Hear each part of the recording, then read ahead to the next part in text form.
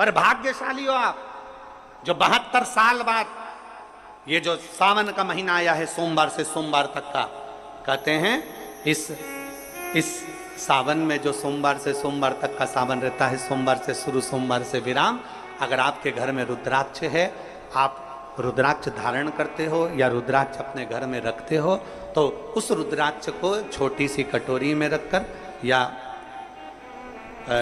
एक पात्र में रखकर 7 बार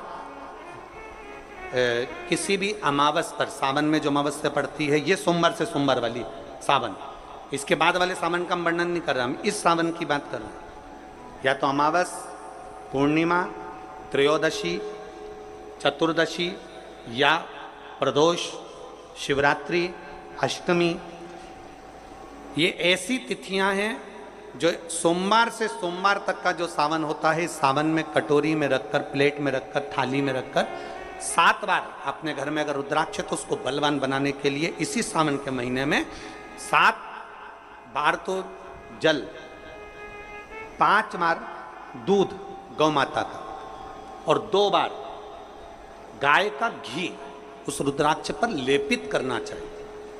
और फिर उस रुद्राक्ष को धूप बत्ती हो या घर में गूगल की धूप हो, वो धूप बत्ती से उस रुद्राक्ष को सिद्ध कर लेना चाहिए। कुछ नहीं आता ना, शिव का नाम लो, श्री शिवाय नमस्तुभ्यं बोलो और उस रुद्राक्ष का स्पर्श कर कर अपने गले में धारण करते हो तो गले में, पूजन में रखते हो तो पूजन में, या किसी कार्य सिद्धि के लिए रखते हो तो कार्य सिद्धि के लिए। अगर ये सोमवार से चालू होने वाले सावन को, सोमवार से विराम होने वाले सावन में अगर हम सिद्ध कर लेते हैं तो वो रुद्राक्ष हमारे जीवन का सबसे श्रेष्ठ रुद्राक्ष हो जाता है, सर्वश्रेष्ठ। अभी हमारे सीहोर में कुबेरेश्वर धाम पर ये जो सावन का महीना आया है, इस सावन में हमारे यहाँ कुबेरेश्वर धाम पे वैसे तो जो महाशिवरात्रि आती है, जिस समय रुद्राक्ष उत्सव होता है, उस समय पर रुद्राक्ष को सिद्ध कर लिया जाता है। पर जो सावन ये आया है, इस सावन में हमारे यहाँ प्रतिदिन बाबा के रुद्राक्ष को सिद्ध करते हैं। प्रतिदिन नियम है रुद्राक्ष पर जल चढ़ाना, दूध चढ़ाना, घृत लगाना और बाबा के रुद्राक्ष, क्योंकि इतने भक्त आते हैं उनके लिए वो रुद्राक्ष सिद्ध होना चाहिए।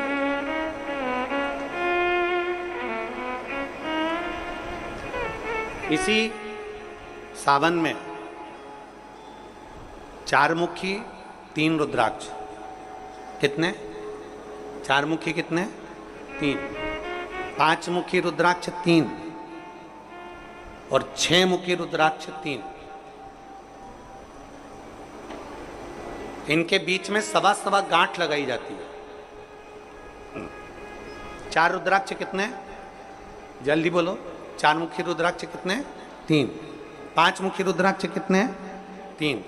6 मुखी रुद्राक्ष कितने? 3। इनके बीच में 1.25 गांठ लगाई जाती है। मतलब एक गांठ पूरी लगाई जाती है, फिर आधी गांठ लगाकर फिर रुद्राक्ष को डाला जाता है लाल धागे में, फिर 1.25 गांठ ऐसी चलती है। 9 रुद्राक्ष होते हैं कुल टोटल।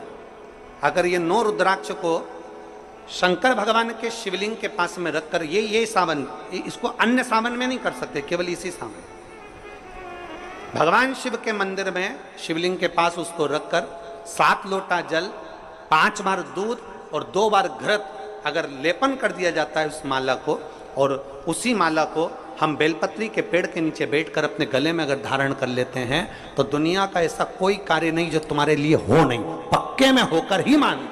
उस रुद्राक्ष का इतना महत्व, ये तुम जो सहज में सुन रहे हो ना, हम फिर कहेंगे दया सिंह, जो हम फिर दया सिंह जी को धन्यवाद देंगे कि ये जो सावन के महीने की कथा लिए दया सिंह जी, ये साधारण नहीं है। दुनिया के लोग भले इसको सहजता में रख लें। 27 जुलाई 1953 में ये सावन आया था, उसके बाद 2024 में ये सावन आया। लोग तरसते हैं इस सावन के लिए कि इसमें हमें रुद्राक्ष को सिद्ध करना है, हमें इसमें बेलपत्र का पान करना है, इसमें हम जो मांगेंगे हमारा बाबा कृपा करने के लिए तत्पर रहता है। ये वो रुद्राक्ष का आनंद पाते। मैं धन्यवाद देता हूं दया सिंह जी आपको बहुत बहुत, और पूरी समिति को। शिव मंदिर में जैसे आप लोग जाते होंगे शंकर जी के मंदिर में, तो ये तो शिवलिंग हो गया, ये जलाधारी हो गई, ये जलाधारी है, ये शिवलिंग है। और जलाधारी और शिवलिंग के यहाँ शिवलिंग से लेकर जहाँ से पानी नीचे गिर रहा है, आप पानी यहाँ चढ़ाते हो तो ये घूम के यहाँ से नीचे आ जाता है। आपने जल यहाँ चढ़ाया शिवलिंग पे तो जल घूमकर यहाँ से नीचे आ जाता है। इस जगह से नीचे की ओर आ जाता है, इस स्थान से। प्रयास करिए, ये जो सावन आया है 72 वर्ष के बाद, प्रयास करिए कि कितना बड़ा भी रोग है, कितनी बड़ी भी बीमारी है, आप डॉक्टर से इलाज करवाओ, पर ये जो स्थान है अशोक सुंदरी का, इस स्थान पर एक बार अपनी हथेली रखकर देखिए और भगवान शिव से पंचाक्षर मंत्र नमः शिवाय, षडाक्षर मंत्र ओम नमः शिवाय या श्री शिवाय नमस्तुभ्यम स्मरण कर कर देखिए और एक बेलपत्र बाबा की लेकर जहाँ से पानी नीचे गिरता है उस स्थान पर लगाकर उसी बेलपत्र को खाइए और फिर जाकर डॉक्टर को एक बार फिर जांच करवाइए कि उस रोग में आराम कितना लगा है, उस रोग में अंतर कितना आया। सावन का ये महीना जिसमें आप भगवान शंकर की अविरल भक्ति को धारण कर रहे हो, सोमवार से सावन चालू हुआ और सोमवार के दिन सावन विराम होगा। ऐसा सावन 72 साल के बाद आया। 27 जुलाई 1953 में ऐसा सावन पड़ा था। कितनी तारीख को? जम के बोलो जरा।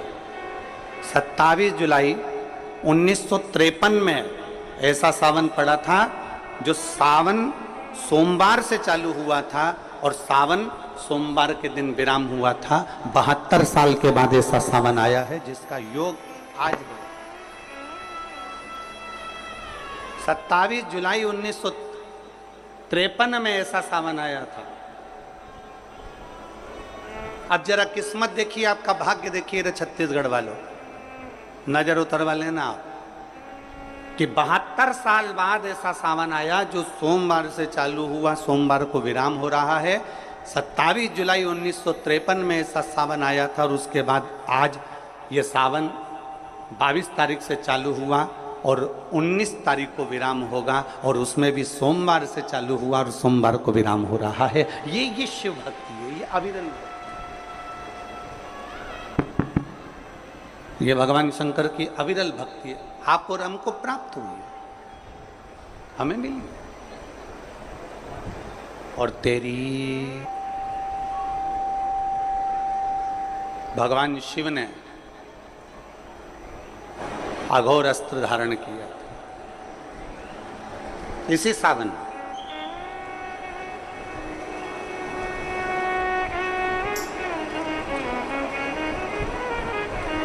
एक त्रिपुरासुर असुर हो गया, 3 पुरियों का निर्माण कर कर वो निवास कर रहा है।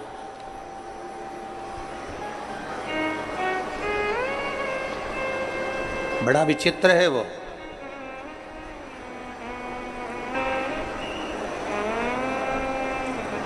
बहुत सावन आते हैं, सारे सावन आते हैं, हर वर्ष सावन का महीना आता है, हर वर्ष श्रावण का सोमवार भी आता है, हर वर्ष प्रदोष भी आती है, हर वर्ष शिवरात्रि भी आती है सावन की, हर वर्ष अष्टमी भी आती है, छठ भी आती है, सब तिथियां आती हैं।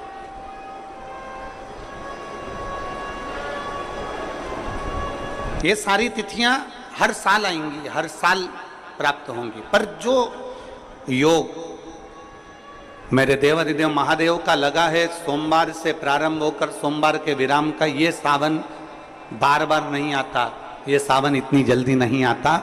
जो 72 वर्ष के बाद 27 जुलाई से 1953 के बाद में आज योग लगा, जो 22 जुलाई 2024 में प्रारंभ हुआ।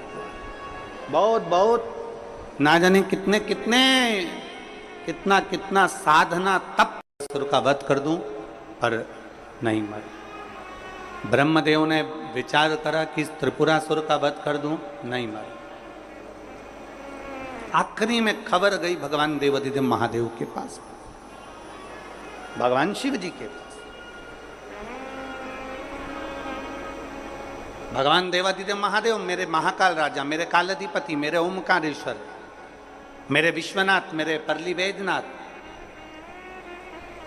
मेरे वैद्यनाथ, ओगरदानी, मेरे केदारेश्वर, भगवान शिव विराजमान थे, नेत्रबंद थे भगवान शिव।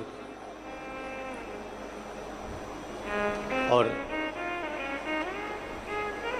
सबने, सारे देवताओं ने जाकर भगवान शिव से विनय करी, निवेदन कर, भगवान देवादिदेव महादेव से निवेदन कर। और जब भगवान शंकर से निवेदन किया, भगवान शिव से विनती करी, भगवान शंकर से बारंबार जब प्रार्थना करिए, भगवान शिव से बार बार विनय किया गया, तब भगवान शंकर ने नेत्र खोले और भगवान शिव नेत्र खोलकर पूछे, ऐसा क्या हो गया जो आपको आना? ये 33 कोटि देवता, ये सारे देव आज मेरे पास में, कारण क्या बन गया? कौन सा कारण? यदि आपसे कोई पूछे कि भगवान शंकर के गले में बासुकी नाग आया, भगवान शंकर के हाथ में त्रिशूल आया, भगवान शंकर के मस्तक पर गंगा आई, भगवान शंकर के मस्तक पर त्रिपुंड आया, भगवान शंकर के नेत्र 2 थे 3 हुए, त्रिनेत्रीधारी कहलाए, त्रिपुंडधारी कहलाए, भगवान शंकर के पास बेलपत्र आई, कोई तुमसे कहे कि शिवजी के गले में रुद्राक्ष आया, भगवान देवादिदेव महादेव के पास रुद्राक्ष आया, कोई तुमसे पूछ ले कि यह रुद्राक्ष का प्रागट्य कब का है, रुद्राक्ष का जन्म कब हुआ,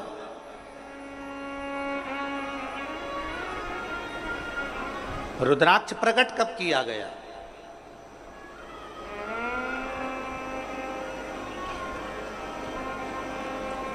अब जरा बहुत हमसे भी कई लोग पूछते हैं, जितने लोग संसार का क्या हो जाता है कि रुद्राक्ष का जल अमृत के तुल्य हो जाता है और कैंसर जैसा रोग भी समाप्त हो जाता है।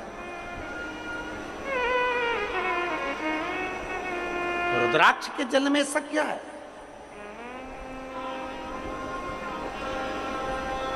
एक माने पत्र में लिखा है कि क्या जाता, कैसे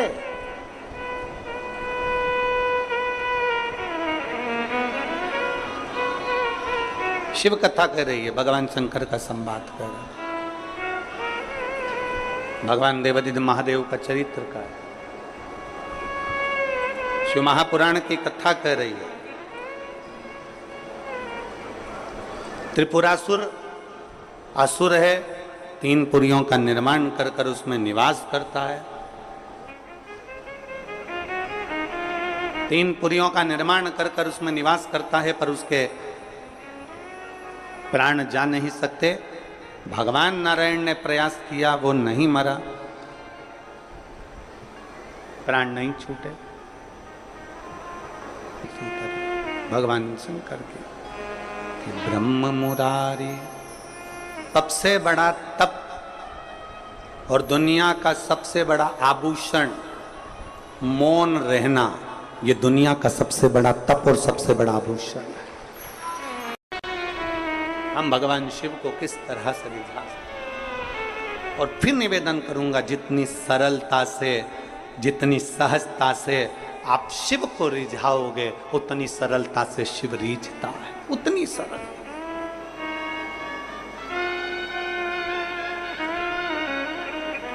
आप जितने भाव से भगवान शंकर को रिझाने का प्रयास करोगे, वो उतने भाव से रिझेगा, उतने भाव। जरा विचार करिए, स्त्री की पूजन आप ऑनलाइन करेंगे, आप और हम सब आस्था चैनल के माध्यम से, फेसबुक यूट्यूब के माध्यम से, ठीक शाम को 7 बजे 2 अगस्त को बैठेंगे और ऑनलाइन सब अपने अपने घर से पूजन करेंगे, भगवान शिव की आराधना करेंगे। आप और हम सब मिलकर भगवान शंकर से एक साथ प्रार्थना करेंगे, एक साथ। और जब हम बाबा को रिझाएंगे, और ये सोमवार से सोमवार तक के सावन के महीने एक साथ, और जब हम बाबा को रिझाएंगे, और ये सोमवार से सोमवार तक के सावन के महीने में 2 अगस्त को तो हम शिवरात्रि मनाएंगे, और 17 अगस्त को सीहोर की कांवड़ भी बाबा की कृपा से सुबह 9 बजे भरेंगे। प्रदोष के दिन एक विश्वास के साथ शिव को रिझा, एक भरोसे के साथ भगवान शंकर, एक रुद्राक्ष में होता है सबका बल, एक रुद्राक्ष के अंदर होता।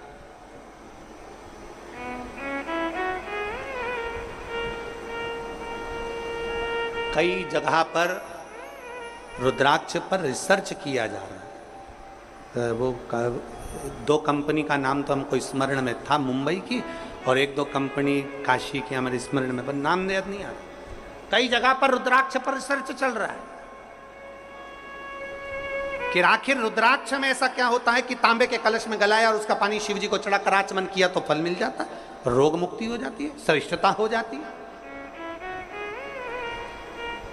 कोई बाच रहा है तो वो शिव ही बाच रहा है, इसमें कोई प्रदीप मिश्रा या कोई अन्य महाराज नहीं बाच सकता, बाचने वाला शंकर है। कथा सुन रहा है तो आप नहीं सुन सकते, आप ये 3 घंटा एक जैसे आसन लगा के कहाँ बैठ सकते हो? तुम आधा घंटा कहीं नहीं बैठो, तुम फिल्म देखने जाओ टाकीज में और एक जैसी बस यूं बैठी बैठी रहो, 25 बार तो मूंगफली चबा जाओ, 2-4 बार आइसक्रीम खा जाओ, उतनी देर में भी तुम कहीं सीट पीछे आगे नीचे ऊंचे मर्जी पड़ी। आधे 2 घंटे की फिल्म में 15 मिनट का इंटरवल, फिर चले गए, फिर घूम आए, फिर बैठ गए। अब यहां तो तुम्हारे को 1 बजे कथा है, 4 बजे तक, कितनी बजे आके बैठते हो? 10 बजे सवेरे, 9 बजे सवेरे यहां आके बैठ जाते हो। अब 9 बजे से पानी की बोतल साथ में, थोड़ा बहुत सामान अपने साथ में, और बच्चे आए हैं तो फिर उनका भी सामान साथ में, तो फिर 10 बजे से 1 जैसे बैठे, और 4 बजे कथा छूटेगी, सब अपने अपने घर जाते जाते 5 बज जाए, 5:30 बज जाए, कोई 6 बज जाए। समय जरा देखिए कि तुमने शिव को कितना दिया, शंकर को कितना समर्पित किया। नर्मदा पुराण कहती है कि जिस नगर में, जिस कॉलोनी में, जिस सोसाइटी में, जिस मोहल्ले में, जिस क्षेत्र में शंकर का शिवलिंग रहता है, शंकर का मंदिर रहता है, वहां कभी अकाल नहीं पड़ता है, वहां शिव संभाल ले।